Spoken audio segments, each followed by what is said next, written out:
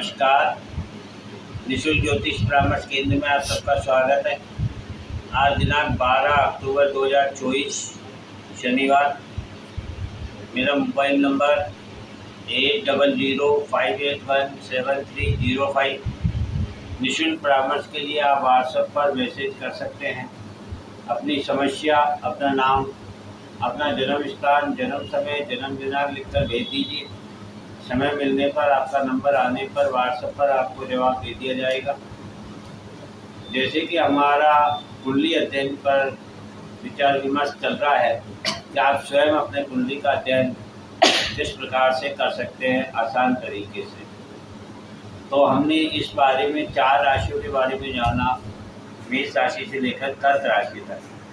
आज हम आगे की 4 राशियों के बारे में चर्चा करते हैं, जिसमें पहली राशि है सिंह राशि, जिसके स्वामी सूर्य होते हैं, जिसका प्रतीक चिन्ह सिंह है, जैसे नाम से ही स्पष्ट है। और सूर्य आत्मा का कारक ग्रह माना गया है। सूर्य जो कि जिसमें दूसरे घर के और 11वें घर के स्वामी बुध होते हैं, तो ये दोनों घर जो हैं धन और लाभ के हैं, इच्छा पूर्ति के हैं।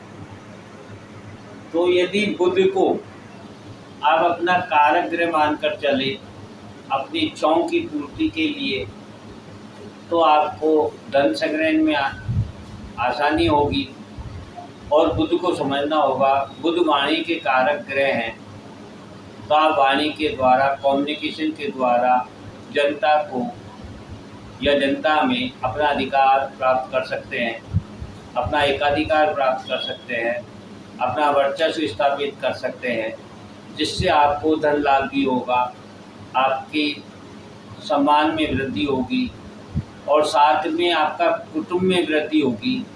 कुटुंब अर्थात जैसे एक राजनेता के लिए अपने पूरे क्षेत्र का जब नेता होता है तो पूरी क्षेत्र, उसकी जनता, उसका अपना एक परिवार होती है। ठीक इसी प्रकार से आप कोई भी कार्य में हैं, घर में हैं तो परिवार में आपके वृद्धि होगी, व्यापार में है तो आपके स्टाफ और आपकी में वृद्धि होगी। आप राजनेता हैं, नेता में राजनीति में हैं तो जनता में आपकी वृद्धि होगी, आपके चाहने वालों की वृद्धि होगी, आपके मान सम्मान में, धन में वृद्धि होगी। इस प्रकार से आपको सिंह राशि वालों को बुध को समझना चाहिए और अपनी इच्छाओं की पूर्ति के लिए अपने कम्युनिकेशन का ध्यान रखते हुए और अपने जो धन संग्रहण का तरीका है उसमें परिवर्तन करके आप अपना वर्चस्व स्थापित कर सकते हैं। और यदि आपको भूमि भवन लग्जरियस का सुख चाहिए, जनता का सुख चाहिए, तो मंगल भी आपके कारक ग्रह बनते हैं, जो कि आपके चौथे और 9वें घर के स्वामी होते हैं। चौथा घर आपकी जनता का होता है, आपके मित्रों का होता है, आपके लग्जरियस का होता है, और 9वां घर आपके धर्म का होता है। इस प्रकार से आप अपने धर्म के द्वारा भी अपने लग्जरियस में वृद्धि कर सकते हैं, अपने मित्रों में वृद्धि कर सकते हैं और मित्रों के द्वारा भी अपने भाग्य का निर्माण कर सकते हैं। जैसा कि एक जंगल में एक शेर के लिए सभी जीव समर्पित रहते हैं, डरते हैं, भयभीत रहते हैं, इस प्रकार आप अपनी ऊर्जा के द्वारा भी अपने आप को स्थापित कर सकते हैं। तो सिंह राशि वालों को बुध और मंगल ग्रह को समझना होगा, उनको अपने तरीके से उस कारकत्व को प्राप्त करने के लिए परिश्रम करना होगा और उन्हें शुभ करना होगा ताकि शुभ लाभ प्राप्त हो सके। ठीक इसी प्रकार कन्या राशि, जिसके स्वामी बुध होते हैं, उसमें शुक्र देव जो है वो 2 नंबर और 9 नंबर के स्वामी है। 2 नंबर आपके कुटुंब का, आपके धन का है, संग्रहण का है, और 9 नंबर आपके धर्म का, आपके भाग्य का है। तो आप शुक्र देव के स्थिति को समझते हुए अपने धन से भाग्य का निर्माण कर सकते हैं और भाग्य से अपने धन का निर्माण कर सकते हैं। किंतु कन्या राशि स्वयं में एक ऐसी राशि है जो सब कुछ बदल कर रख देती है। तो वह बता रही है कि शुक्र देवता को यदि आपको समझना है, क्योंकि शुक्र देव जो है कन्या राशि में ही नीच के होते हैं, अब कन्या राशि में उनके नीचत्व प्राप्त होने का और कोई कारण नहीं है, सिर्फ यही कारण है कि वो धन भाव के और भाग्य भाव के स्वामी है। जबकि शुक्र देवता जो है वो तंत्र मंत्र के ज्ञाता हैं, वह भोग विलासिता के दाता हैं, किंतु वह एक ऐसा सुख प्रदान करने वाले हैं जिसमें समाधि हो, जिसमें मुक्ति हो, जिसमें बंधन नहीं हो। जबकि दूसरा भाव बंधन का है, इसीलिए शुक्रदेव यहाँ पर नीच के होते हैं। अतः यदि आप शुक्रदेव को समझ करके उसका सही सदुपयोग करते हैं तो शुक्रदेव आपको मुक्ति का मार्ग प्रशस्त करके आपके धर्म के भाग्य के द्वारा आपको बंधन मुक्त कर सकते हैं और आपको मुक्ति प्रदान कर सकते हैं। तो कन्या राशि जो कि पूर्ण परिवर्तन को दिखाती है, इन्हें ये समर्पण की भाव लाना होगा, ये परिवर्तन करना होगा, शुक्र को समझना होगा, तभी ये शुक्र इनके लिए ज़्यादा उपयोगी होंगे। यदि ये धन संग्रहण की तरफ जाएंगे तो यहाँ शुक्रदेव चूँकि नीच के होते हैं तो उन्हें धन का सुख प्राप्त नहीं होगा। संग्रहण होना अलग बात है और उसका सुख प्राप्त होना अलग बात है।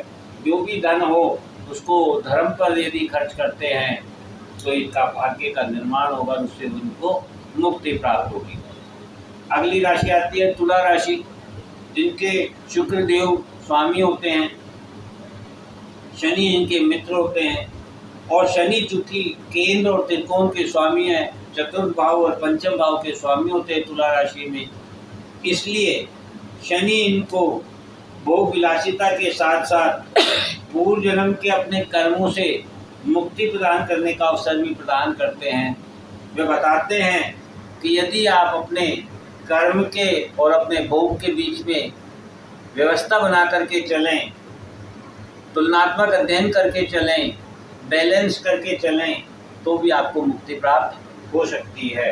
तो तुला राशि वालों को शनि के कारकत्व को समझते हुए, शनि के डेडिकेशन को, उनकी न्याय प्रणाली को, उनकी धर्म रीति नीति की प्रणाली को समझकर यदि ये कार्य करें तो निश्चित रूप से इन्हें भी मुक्ति प्राप्त हो सकती है, बंधन मुक्त हो सकते हैं। अगली राशि आती है वृश्चिक राशि, जिसके स्वामी मंगल होते हैं और मंगल वृश्चिक राशि में दूसरे और पांचवें भाव के स्वामी गुरु होते हैं, जो कि वृश्चिक राशि एक चिंतन मनन की है, एकांत की है, साधना की है, समाधि की है, गहराई की है।